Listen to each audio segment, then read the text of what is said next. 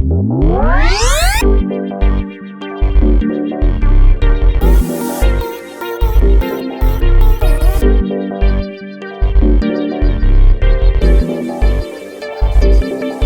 everyone, welcome to another episode of Canadians with Disabilities and Their Allies.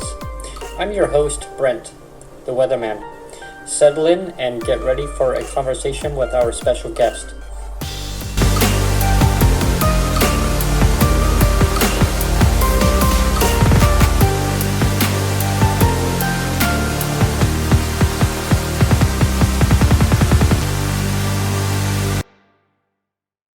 So I've got Leilani Farha. I'm really pleased to welcome you to the show, Leilani.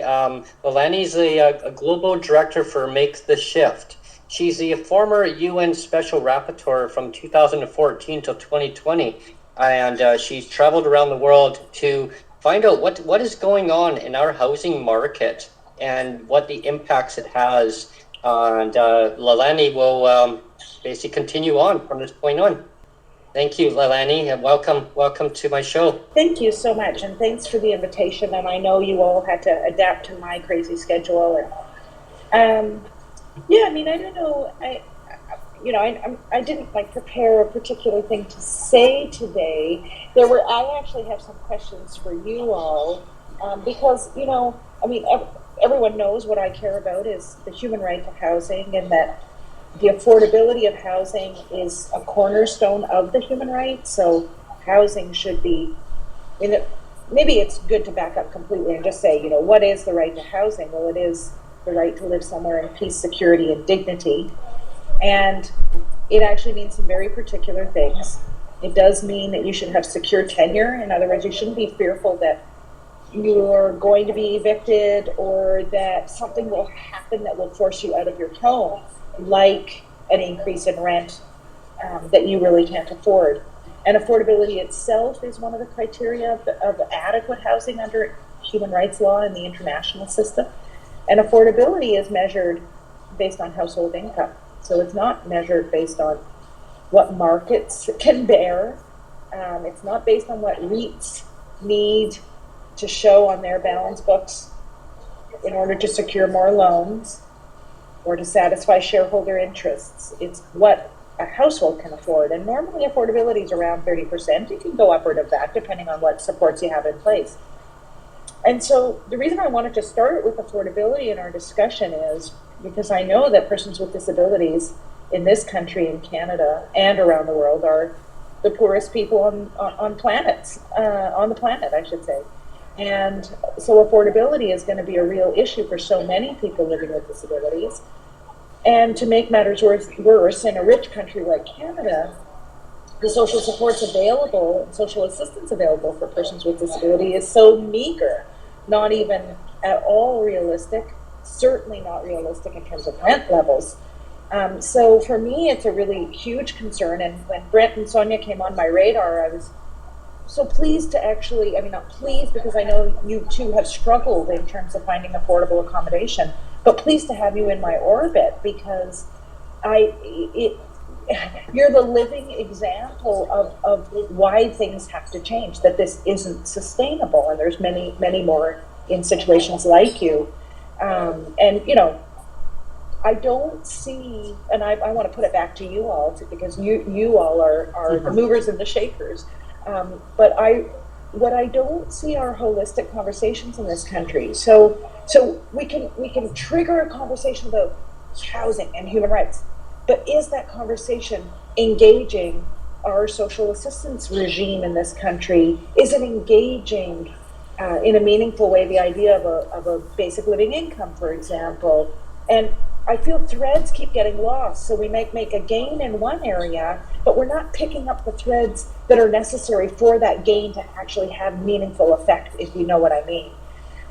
So I wouldn't mind hearing from you all about where are you at with this struggle, because I think everything I've raised, you all are living and you know far better than I do.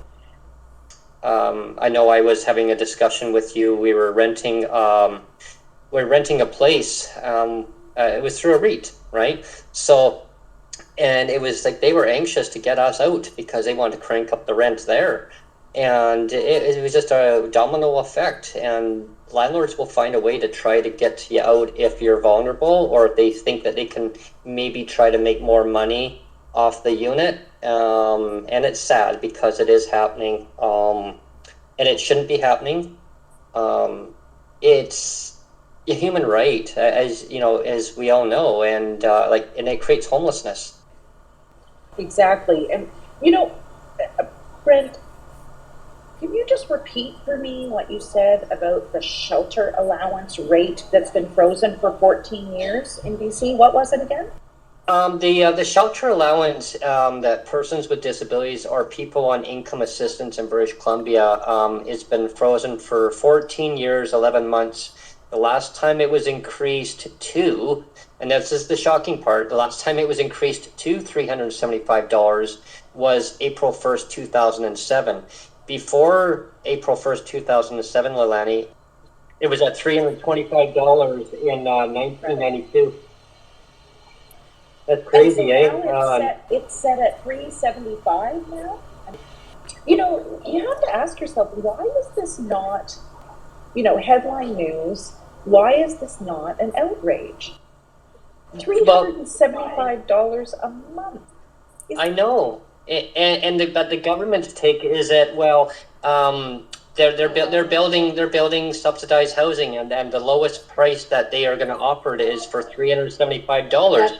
But that's for subsidized housing. But my argument with the government on it is only 28% maximum live in subsidized housing if they can even get into. Yeah, I was just going to ask that. What percentage of persons with disabilities are living in subsidized housing, and how many are on wait lists, and in the meantime, it's huge, exorbitant rates? I mean, there's a long wait list. There's like years and years, and also what we found out too is we had made a phone call inquiry into it, and when we had phoned the housing provider, just to kind of curious to find out, well, what are the steps to actually even look at that. And they said, well, you have to be homeless. You actually have to be. I said, so I'm living in market housing. If I wanted to live in subsidized housing to pay cheaper rent, what would I have to do? And they said, well, you actually have to be homeless, or if your building has been sold or is condemned.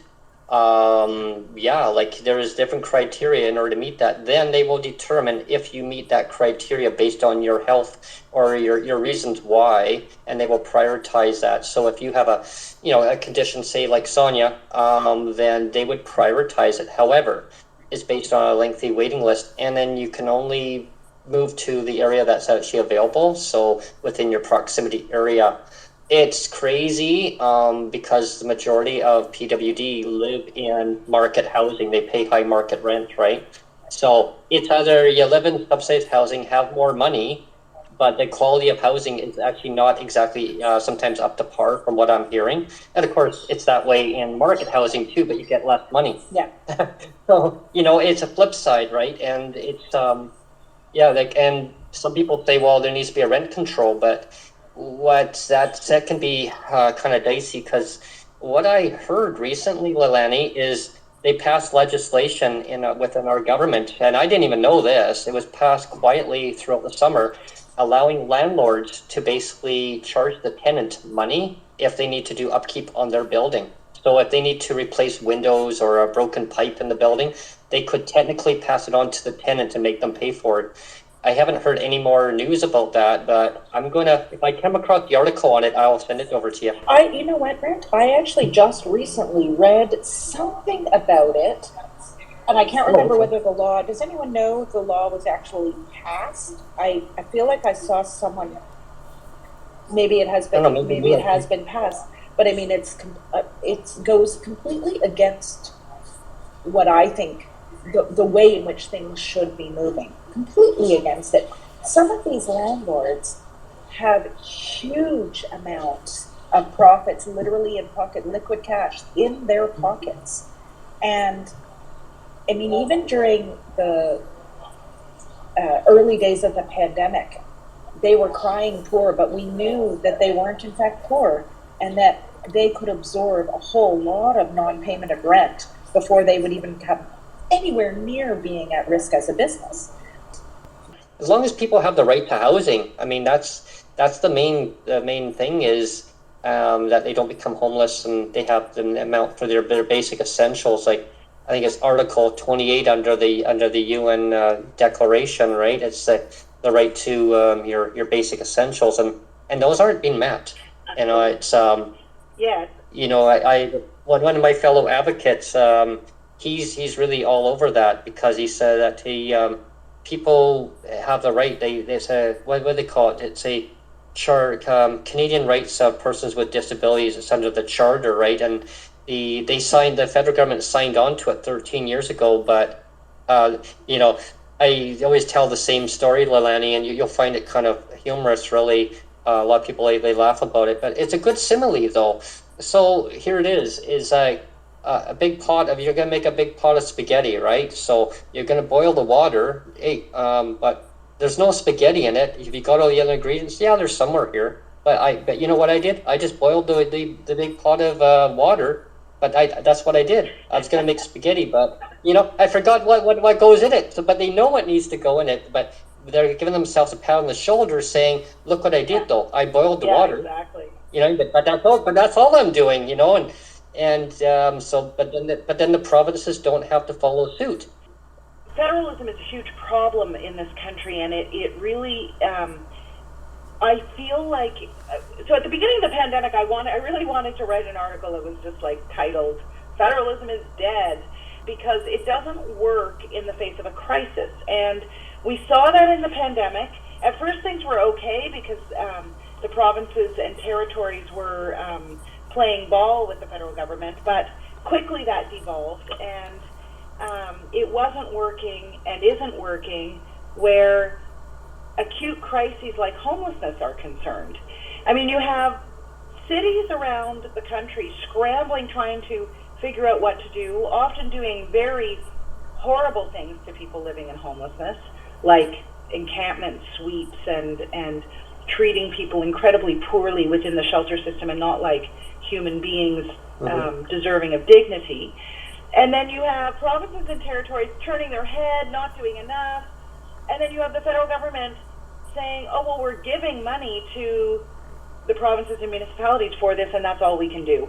And when you're faced with a crisis like homelessness, which obviously disproportionately affects people with disabilities, either people with disabilities are falling into homelessness, or once homeless, people are becoming disabled. You know, it is such a pressing matter because it is so integrally linked to the right to life, which is, you know, a cornerstone human right, the right to security of the person. You know, one would expect the federal government to be able to move in and not just boil the water, right? But that's what they keep saying. They say, well, we're boiling, exactly as you said, Brent. They're saying, well, we're boiling the water and we're waiting for Ontario to give some rigatoni and for British Columbia to give some macaroni, and right? And it's not working. I'm very, very tired of city politicians taking decisions that dramatically affect the lives of people living in homelessness without ever consulting those people. It is mind-boggling, and we wouldn't do it with almost any other population except maybe Indigenous people. So, you know, it has to change, and the way to change it is to create those places and spaces, and not, I believe, only in meaningful consultation. And by meaningful consultation and participation, it's where the people affected by a decision actually have an ability to affect the decision. So it can't just be, oh, we brought them to the table and told them what the decision was going to be. Rather, it has to be, here's the problem, and together we're going to solve it, and we're going to come up with a solution. And the people with lived experience actually can persuade and change the course of policy making. And I mean, city governments have a really hard time, all governments have a really hard time getting their head around that, because they have to cede power, right?